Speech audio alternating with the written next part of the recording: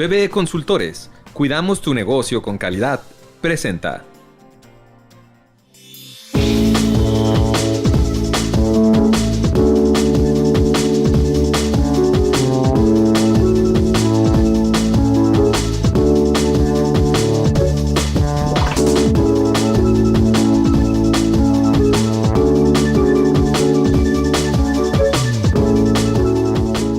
El día de hoy nos encontramos con el doctor Víctor Manuel Peña Briceño, que nos acaba de dar una charla bastante interesante acerca del contrato legal o del convenio que hacemos al casarnos. Me gustaría que nos comentara qué fue lo que, o qué parte es la que más le gusta a usted acerca de este tema. ¿Qué es lo que a usted como persona o abogado le llama más respecto a este contrato, por llamarlo así, o a esta sociedad llamada matrimonio? Sí, hola Paola. El interés que despertó en nosotros para venir a platicar sobre este tema es en especial que cuando recibimos mujeres en nuestra firma para aconsejarlas porque están en un proceso de divorcio, nos damos cuenta que no están enteradas ni siquiera a veces la importancia del régimen matrimonial económico por el que se casaron, si fue por sociedad legal, si fue por sociedad conyugal, si fue por separación de bienes. Y nos da mucha tristeza ver que de pronto, aparte del dolor propio del divorcio, de la separación, por una infidelidad, por un maltrato doméstico, por embriaguez consuetudinaria de la pareja, drogadicción, homosexualidad, etcétera, es el dolor de saber que está en la calle, el dolor de que la mujer se entera de pronto que ha invertido creyendo que está formando un patrimonio común para cuando llegue el momento de la separación, bien sea por separación por muerte o separación por divorcio.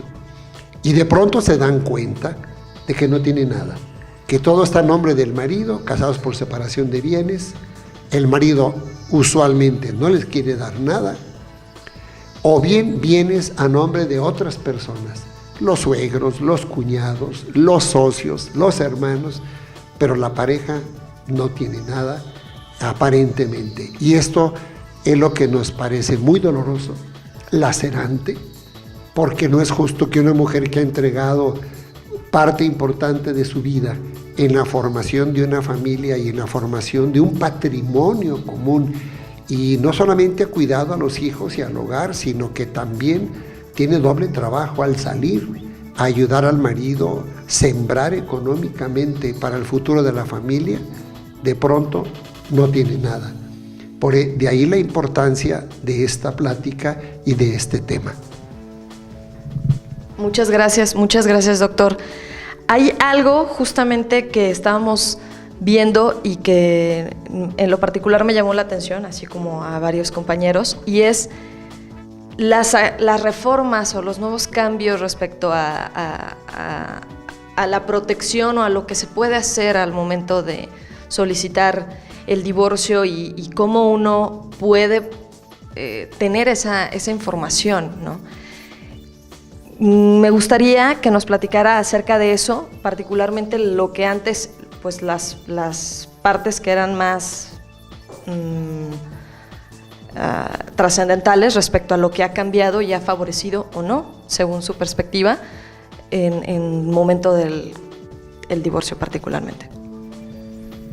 Sí, fíjate Paola, que precisamente consciente de esta problemática que estamos platicando, primero la Suprema Corte de Justicia de la Nación empezó a resolver mediante jurisprudencia que no era justo que una mujer que había dedicado su vida al cuidado del hogar y de los niños se quedara sin nada económicamente en base a que se había casado por separación de bienes y que todo estaba a nombre del marido y no le tocaba nada porque así decía la ley.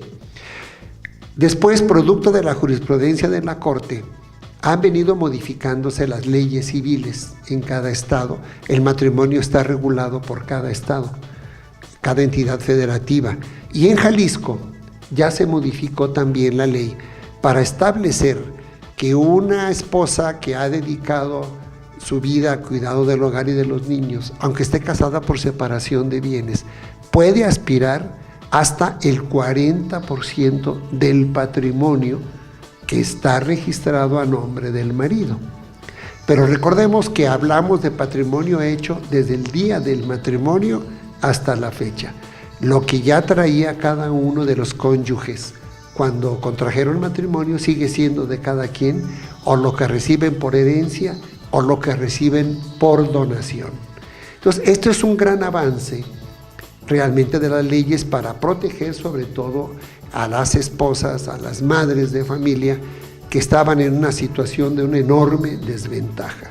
No importa que cuando te casaste hace 20 años o hace 30 años, no estaba regulado así, porque como es un beneficio, sí aplica hoy que te estás divorciando, aunque te hayas casado bajo un régimen anterior. ¿Cuál es el prietito en el arroz? El prietito en el arroz es que así como se ve beneficiada una ama de casa, una madre de familia, también se puede ver beneficiado el marido. El marido que no trabaja, el marido que dice que se ha dedicado a cuidar a los niños, que se ha dedicado al cuidado del hogar mientras la mujer trabaja. Y entonces ese marido hoy puede demandar a la esposa por alimentos, por el 40% de los bienes que están registrados a nombre de la esposa.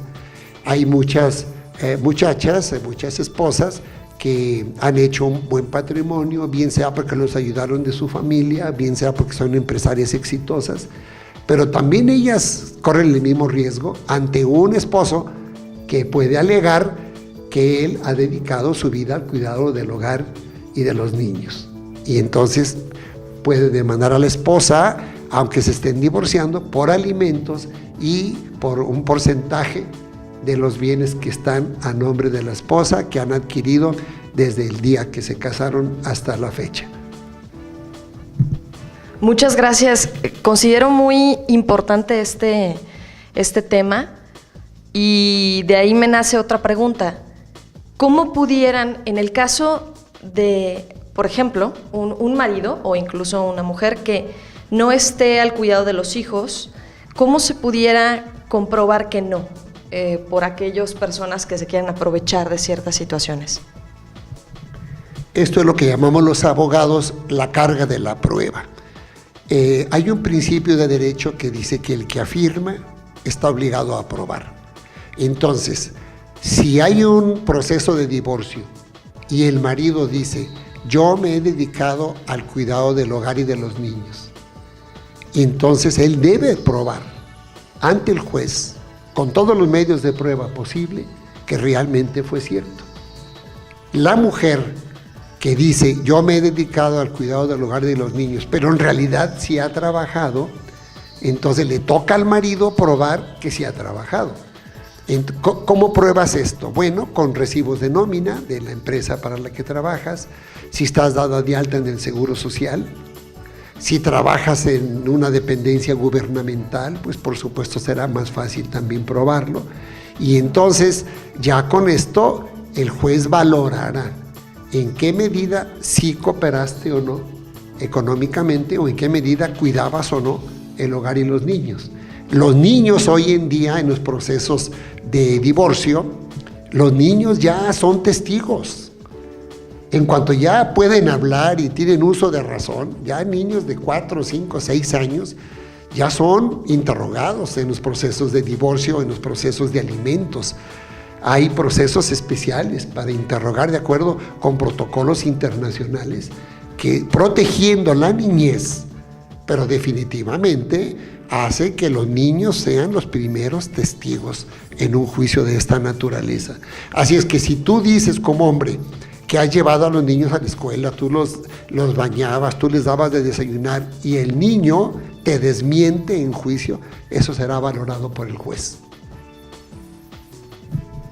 Muchas gracias, doctor. Creo que es justamente cuando se dan estos pleitos, es cuando, bueno, cada quien quiere jalar a su favor y bueno, ahí entra como las pruebas y la justicia. Tengo una duda al respecto y creo que es la base a la hora de tener un pleito, ¿no? Y es la elección de un profesional en el tema. Me nació el decir, híjole, ¿cómo una persona puede evaluar a alguien, a un abogado, por ejemplo, para decir, bueno, él es profesional y sabe del tema, y no vernos en casos en los cuales, bueno, el abogado resulta que era amigo del marido o de la mujer y, bueno, todos estos arreglos que se dan? ¿Qué herramientas pudiéramos tener para elegir a un profesional? Ay, Paola, tocas un tema que me lacera, me lastima mucho porque desafortunadamente nos damos cuenta de casos en donde falta ética profesional por parte de profesionales. Voy a hablar de abogados, no voy a hablar de médicos, ni voy a hablar de contadores, ni de ingenieros, ni arquitectos, voy a hablar de abogados. Ciertamente la prestación del servicio profesional, la asesoría del abogado, es uno de los servicios en donde es más personalizado. Es como tu médico de cabecera, es como tu confesor. Entonces, desafortunadamente, hay muchos abogados que sí se prestan para corruptelas, se venden con el marido desamparando a la esposa. Digo con el marido porque normalmente es el que tiene el dinero, es el que maneja el negocio, es el que maneja las inversiones. Él es el que pudiese comprar la voluntad de un abogado sin ética. Y hay profesionales del derecho que efectivamente no tienen ética profesional y se van a donde está el dinero, abandonando sus principios. ¿Qué sugiero? Lo que sugiero es que cuando contrates a un profesional del derecho para un caso que tú vayas a llevar, un poco lo investigues. Un poco, no nada más te vayas con una recomendación de una amiga, sino que investigues quién es, qué trayectoria tiene, cuántos años tiene en el ejercicio profesional, googléalo, si ha estado en escándalos, si lleva varios divorcios, por ejemplo, si es un tipo que hoy se casa, mañana se divorcia, luego se vuelve a casar, se vuelve a divorciar, abandona, es irresponsable con su esposa y con sus hijos. Por supuesto que le va a faltar mucha formación personal, espiritual, ética, para poder ser tu abogado y representarte dignamente. Entonces, hay que investigar. Es como cuando vamos con un médico y luego el médico, lo primero que te preguntan cuando vas a verlo es, ¿tienes seguro? Dices que sí, ya marchaste porque vas a acabar en el quirófano. Entonces tienes que investigar si ese médico tiene necesidad económica, cómo vive, si tiene novias, entonces tiene necesidad de robar.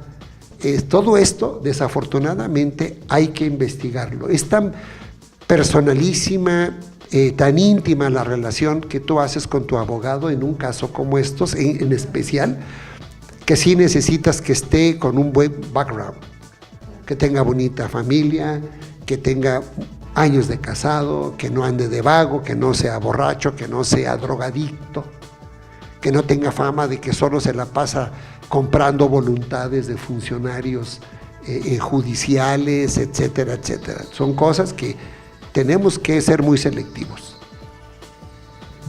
Muchas gracias, doctor. Creo que de manera personal es uno de los problemas como sociedad que tenemos, que no elegimos a gente profesional en temas como derecho, médicos, contadores, y pasan un sinfín de cosas debido a eso y no debemos de dejarlo a un lado. Por último, me gustaría preguntarle, desde su perspectiva, ¿cuál es el mejor régimen en el que una pareja se puede casar con el objetivo de que sea equitativo para el fin común? ¿Y qué consejos les daría en ese caso a una pareja que, por ejemplo, va a contraer matrimonio, ¿no? ¿Qué le diría respecto a esos regímenes? Mira, Paola, yo creo que dependiendo de lo que platiques con tu pareja, todos los regímenes económicos patrimoniales en el matrimonio pueden ser buenos o pueden ser malos. ¿Qué es lo que yo aconsejaría? Piensa siempre antes de firmar un papel, antes de que te embarque tu pareja, revisa los documentos que te puede presentar tu pareja, ten un abogado de confianza y acostumbra a tu pareja que no vas a firmar nada que no consultes con tu abogado. Es algo que no hacemos. Por cultura, pensamos que la otra parte se va a ofender si le dices, voy a hablarlo con mi abogado. O a veces tu abogado es el abogado de tu marido. Y el abogado de tu marido te va a aconsejar lo que a tu marido le conviene. Entonces, debes tener tu propio abogado, con independencia que su marido tuviera el suyo, pero tener a alguien de confianza con quien puedas ir y decir, oye, me están proponiendo este negocio, me pide mi esposo que firmemos este documento, que compremos este bien, porque es la forma como día a día vas construyendo o no tu patrimonio. Entonces, no es tanto de regímenes, sino de la forma como tú manejes tu patrimonio dentro del matrimonio. Bueno, pues no nos resta más que agradecerle al doctor por su gran plática, por todo esto que nos dio, y continuamos. Esperemos que esta charla haya sido de su interés, impartida por el doctor Víctor Peña Briceño, el cual fue El matrimonio como negocio. Recuerde seguirnos en redes sociales como Consejero Empresarial o en YouTube como COEM TV. También visite nuestro portal coem.mx, en el cual encontrará información empresarial. Nos despedimos, hasta la siguiente. PBE Consultores, cuidamos tu negocio con calidad, presentó.